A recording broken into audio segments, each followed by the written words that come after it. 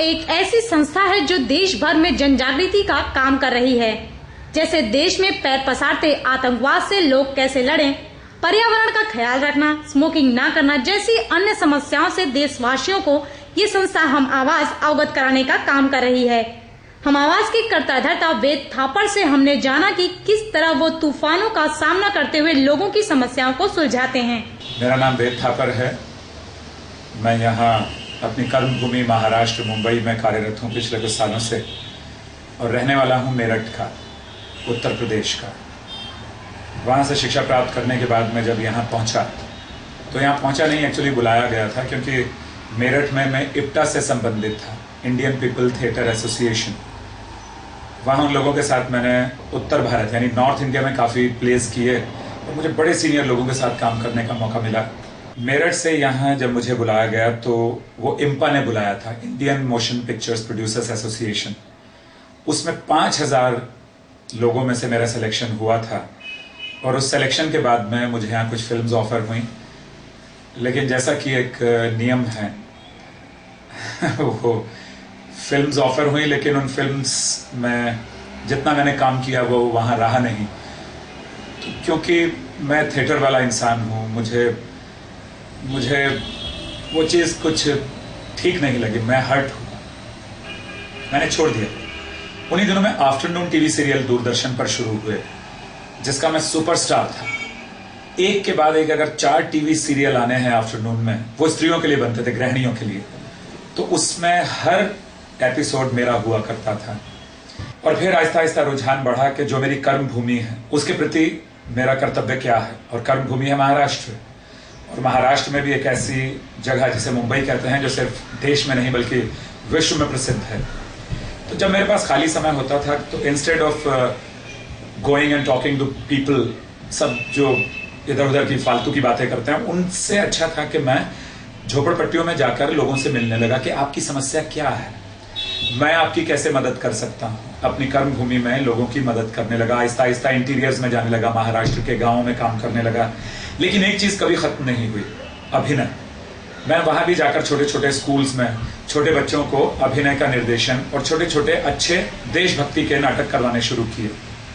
यहाँ जब मैंने शुरू किया काम करना, हम आवाज़ आज से लगभग 16 साल पहले, हो सकता है 1-2 साल इधर उधर हो, तो मैंने सबसे पहला काम शुरू किया कि मुंबई जैसे महानगर में से गंदगी को कैसे हम सफाया कर सकते हैं। उसमें क्योंकि बहुत बड़ी मुंबई है, बहुत बड़ा एरिया तो मैं कर नहीं सकता था, मेरे पास उतना समय नहीं होता था। लेकिन एक एक क्षेत्र जहाँ भी हमने लिया, उस क्षेत्र में आज तक पॉलीथीन का इस्तेमाल नहीं होता, और आम लोग और ख़ास लोग जो भी वहाँ आते जाते हैं वो देखते हैं कि उस एरिया में आज तक गंदगी नहीं होती, चाहे वो सिर्फ एक ही स्ट्रीट है, लेकिन वो आज भी कायम है। उसके बाद में एक बहुत बुरा समय आया 2001, जब हमारे सामने 26 जनवरी को अर्थक्वेक आया भुज में। मैं उस समय एक्सरसाइज कर रहा था अपने घर में ओशिवरा में। मैंने देखा मेरा डंबल लुढ़क गया, और अचानक न्यूज़ आई। उस समय प्रधानमंत्री जो थे उस समय के, वो 26 जनवरी के बारे में जैसे हमेशा बताते हैं लाल किले की प्राचीर से, तो वो बता रहे थे। और मुझे इस बात का एहसास हुआ कि इतनी बड़ी तबाही है, मेरे पास तो अभी कोई शूटिंग और प्ले है नहीं, तो मैं यहाँ बैठा हुआ कर क्या रहा। मैंने अपने कुछ फिल्मी लोगों को, जिसमें एक मुख्य नाम है श्री सूरज थापर, वो मेरे कजिन भी हैं, उनको फ़ोन किया और उनसे बात की कि भैया बताइए हम क्या कर सकते हैं। थोड़ी देर में हम सब लोगों ने मिलकर टीवी स्टार्स को, फिल्म स्टार्स को फ़ोन किया, और हमारे पास 2 ट्रक सामान भर गया। 26 जनवरी सुबह अर्थक्वेक आया, 27 की सुबह मैं वहाँ पहुँच चुका था, और उसके बाद 9 महीने रहकर हमने मयूर नगर, जोगढ़, हड़वद डिस्ट्रिक्ट में ये सब जगह काम किया। वहाँ टेलीफोन एक्सचेंज बनवाया, जितने घर बनवा सकते थे उतने घर बनवाए।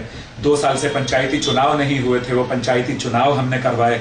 और ये वहाँ से फिर कहानी शुरू हुई करगिल के बाद में 14 जून को बहुत सारे फिल्म और टीवी के आर्टिस्ट हम सब लोग मिले थे किसी के बर्थडे में, और वहाँ सब लोग, जैसे कि होता है फिल्मी पार्टियों में, सब लोग अपनी मस्ती में थे। मैं अच्छा गा भी लेता हूँ, तो मुझसे वहाँ सिफारिश की गई कि आप गाइए। तो जिनका बर्थडे था उनकी फैमिली ने हमें कहा कि फिल्मी गाना ही गाएंगे। मैंने कहा साहब मैं तो फिल्मी गा ही नहीं सकता हूँ महफिल में कभी भी, मैं तो आपको देशभक्ति का गाना सुनाऊंगा। और मैंने मेरा रंग दे बसंती चोला गाना गाया, और उसके बाद से जो गति हमें मिली है, तो स्वामी विवेकानंद का वो तथ्य सत्य हो गया कि हिंदुस्तान को उसके 100 ऐसे नौजवान चाहिए जो अपना जीवन अपने देश के प्रति कुर्बान या समर्पित कर सकें। तो सबसे पहले मैंने ये वादा किया स्वामी विवेकानंद जी से, जो उस समय मूर्त रूप मेरे सामने नहीं थे, लेकिन उनकी रूह, उनके अच्छे किए गए काम थे मेरे सामने, कि मैं वो पहला नाम हूं, मैं वो पहला व्यक्ति हूं जो अपना जीवन समर्पित करता है अपने देश के लिए। कल हमें जिस तरफ से बहुत ज्यादा मदद मिल रही है, श्री जावेद जाफरी जी हैं, श्री प्रहलाद कक्कड़ जी हमारे लिए एड फिल्म्स बना रहे हैं, क्योंकि जब हमें पूरे महाराष्ट्र में लोगों को ट्रेन करना है तो एक बच्चे पर कम से कम 1800 रुपए महीने का खर्चा है। हम कहां से लाएंगे वो पैसा?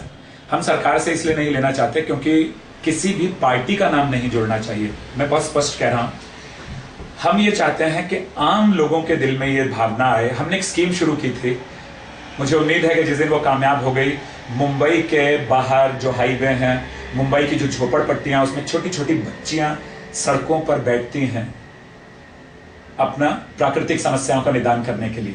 रात को अर्ली मॉर्निंग में 3 बजे अगर आप देखेंगे हाईवे पर, जो मुंबई में ही है, मुंबई से लगते हुए हाईवे, बहुत सारी स्त्रियां शौचालय का प्रयोग करती हैं सड़क को शौचालय की तरह से।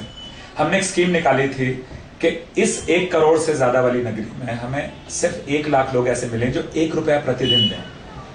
ये कोई भी स्त्री आपको बाहर बैठी हुई दिखाई नहीं देती। तो उद्देश्य सिर्फ एक ही है कि राष्ट्र का निर्माण तभी हो सकता है जब हम झूठ, आलस्य, इन 2 चीजों का त्याग कर दें। जब हम नेचर को यानी प्रकृति को फॉलो करेंगे तभी हमें इन चीजों में लाभ मिल सकेगा जिसकी हमें आवश्यकता है। नेचर हमारे अंदर भी बसती है, पंच महाभूत यानी 5 एलिमेंट्स की तरह, और बाहर भी बसती है। तो समस्याओं का समाधान मुश्किल नहीं है। किसी को गाली देने से अच्छा है कि मैं स्वयं को सुधारूं। किसी को भी गाली देने से कोई लाभ नहीं होगा जब तक कि मैं स्वयं नहीं सुधरूंगा।